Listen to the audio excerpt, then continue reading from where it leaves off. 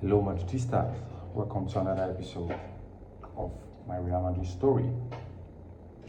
And this is of the win of the 3-0 win against Real Valladolid. It was a game of 2 halves, just like the two other games that we've played, or official games that we've played this season has been. Why do I say that? We, as Real Madrid fans, we've gotten accustomed to Real Madrid basically slipping through the first half of every game and then coming alive in the second half, which is the foundation on which the remontada is built on. But when it gets to the remontada, I don't think we played this badly. Okay, and I say badly in quotes because it's been the game so far. There's still a lot to desire, honestly. There's still a lot to desire. But I will tell you though, that a lot of us as Real Madrid fans, we are being overly reactive. I'm not saying we do not have the right to share our opinions on how our performances so far has made us feel. You can see it if you pay attention. You can see that this lineup, one way or the other, while it is lacking balance, especially in the middle of the pack, we can't make it work. If you see, especially go and watch the Atalanta game, and in the first half against Mallorca, the changes of play, the intricate passing sequences between Vini, Mbappe and Rodrigo, it will click. Now, while I was watching Kian last night against that was post the Real Valladolid game, and I was discussing with Matt, there was something that they said that really stuck with me, which is you don't want your players peaking early in the season. You want them getting into their best form towards the middle and towards the end of the season. But what we do need to do right now is grind out and get results, because we cannot afford to lose any more points. Barcelona is doing really well. I did not make a video after the first game against Mallorca. I had some personal health issues. I'm just getting better. But what you need to know is it will click. It will. They're just playing together. This is their third official game together. So we are being overly reactive. Maybe by October, November, if we still have this problem and they are missing chances and are unable to create chances, then I believe anyway, our worries will be quite valid. And the reason why I say that is this. Things that I've observed, things that I noticed in the game.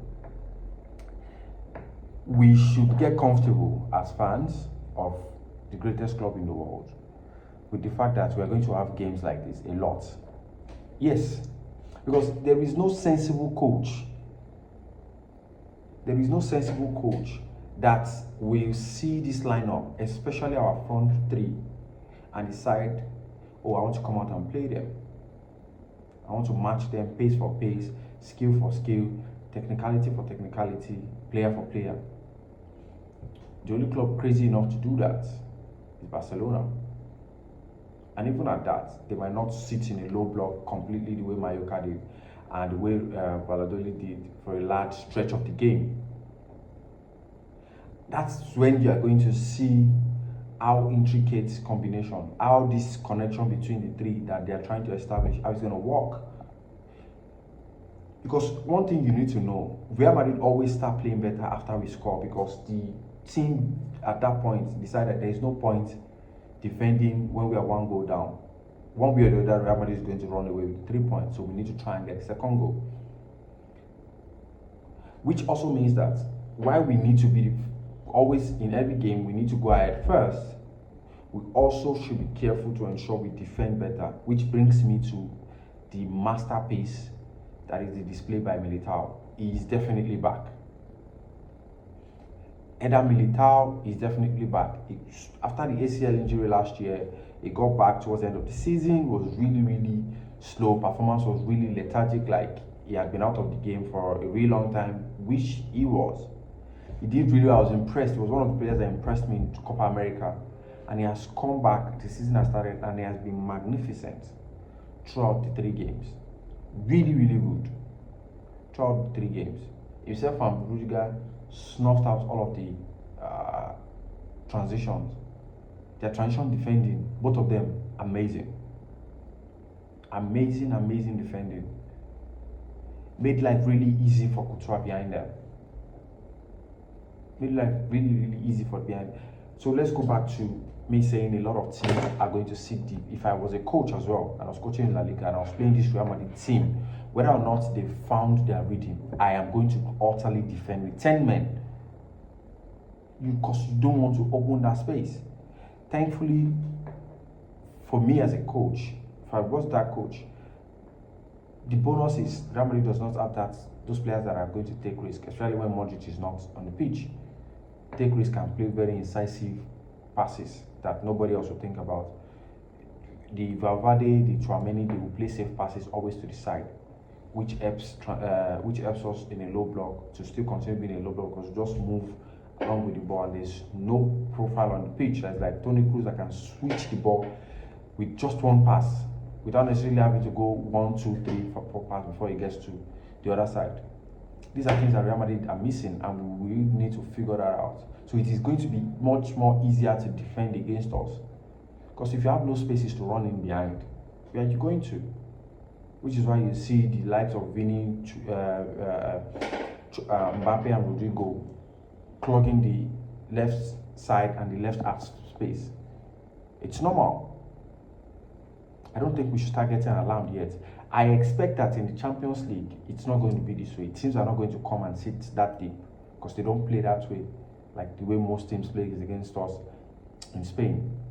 Also, I expect the game against Real Betis, which is the next game at the Santiago Bernabeu, to be different, because Betis has the profile, but their coach anyway, who is our own former coach, will come out and play with us.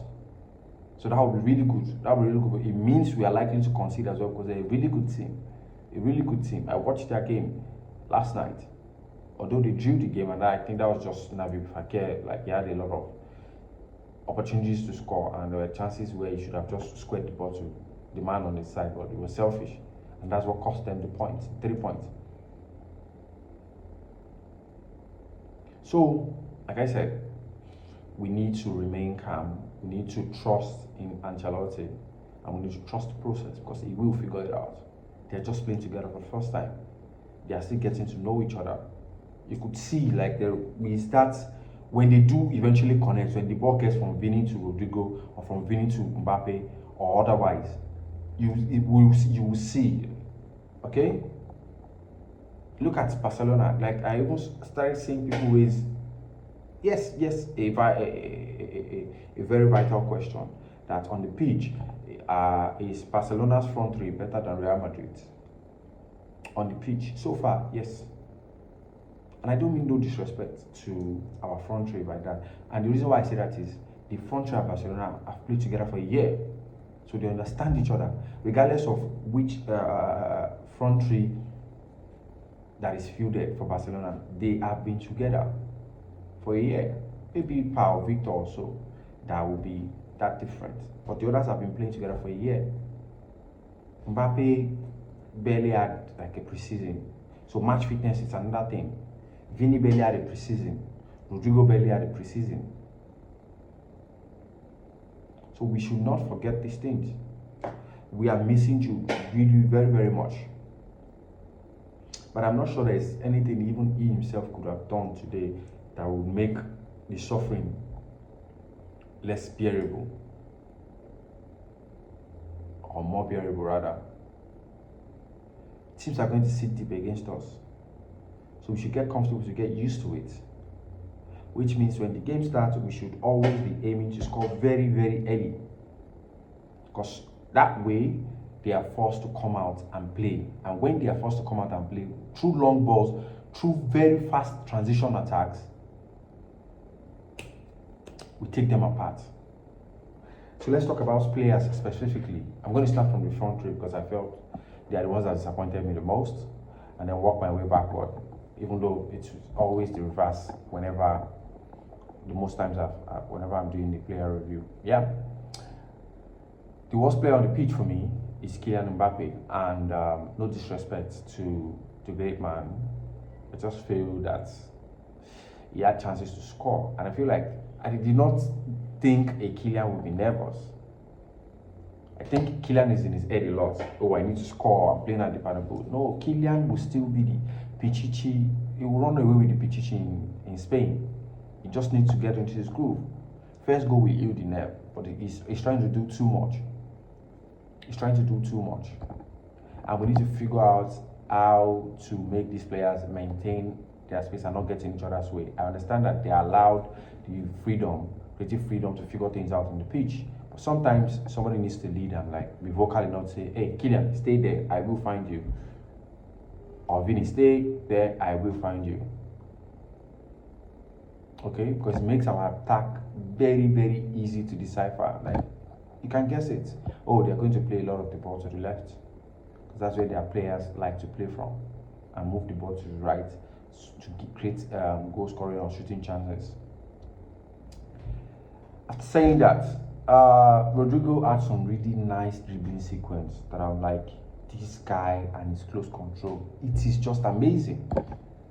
It is just amazing. But other than that, and there was the beautiful dribbling sequence where he had a chance to just square it. For some reason, he was caught in his head. Should he shoot or should he square?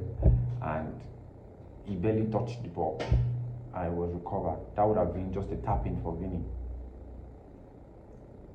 But you can see it. You can see the ingredients. You can see it there, that he has a lot to offer. Vinny himself, terrible first half from him. Very terrible first half. Lost the ball unnecessarily and almost cost us a goal. When he lost the ball in a very dangerous position. Almost cost us a goal. The front three for me, I think they should have been taken off way sooner. Well, yeah. Middle of the pack, we had Adegole. Adegole had a really good game. More in the second half than in the first half. Was making a lot of beautiful running behind, some easy on the eye dribbling sequence, and some attempted shots.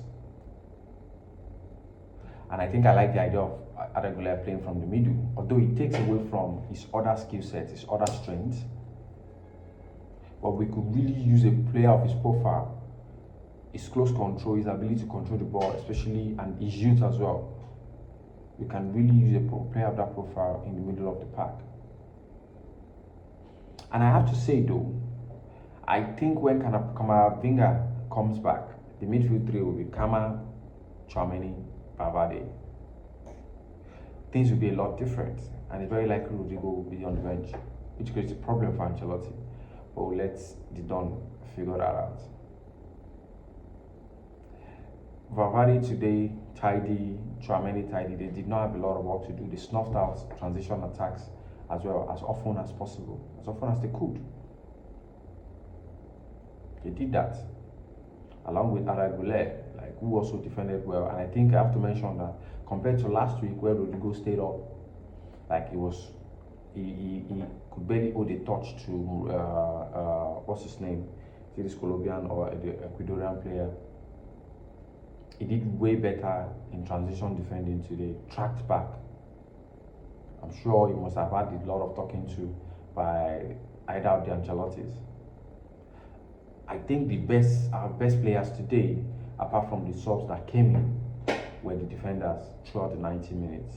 Militao especially, for me, and I see why they will give Valverde the man of the match, because he scored the all-important goal that sort of opened the floodgates. Because without that, we could have ended the game in a draw. But the most impressive player on the pitch today for me is Militao, followed by Fran Garcia. Yes, I did not believe I would be saying that. Very tidy and composed defending, more defensively aware now. So it's beautiful. It's beautiful, really, really beautiful to see that from him. Rudiger did not necessarily have to do much. quiet game. He stunts out a couple of transition attack, but I think Militao did more of that. And Carvajal was barely playing as was mostly playing as a 7 in this game anyway. And why is that? Because our front three likes to hog the left half space and the left hand side. We need to figure that out. Carvajal was also tidy in tracking back as well today. Won a lot of balls where you would think he has been beaten and will just steal the ball from behind the person because he's on their blind side, so they cannot see him. Anyway, a quiet game from Couture as well. I think he had to use more of his legs, more of his feet than his hands in this game, which is always a good thing. Not necessarily anyway if he was having to save with his leg, but in this game was quite good. It was a quiet night for him. He wasn't called into action that much. The subs, Brahim, man of the match from the subs. Danny Ceballos and his the way he dribbles back towards our goal annoys me, but he got away with it today, and it was beautiful to watch. And it was what led to Endrick's goal. Turning defense into attack immediately was just amazing. It was just really good to see. Anyway, it was an overall good game. Endrick, I'm so happy he got his first goal. I screamed when he scored. I was really happy. Like, it was the only goal that we scored today that I stood up. I screamed and I had to be clapping. Like, that was just amazing. That's a proper striker. A young guy, that amount of shot power on his weak foot, that level of accuracy. You're going to see a lot. Sabo shouting. Oh yeah, you will get a joke if you follow out what has been happening with Endrick. But anyway, thank you for always listening. Do not forget to like, do not forget to subscribe. Until we meet again.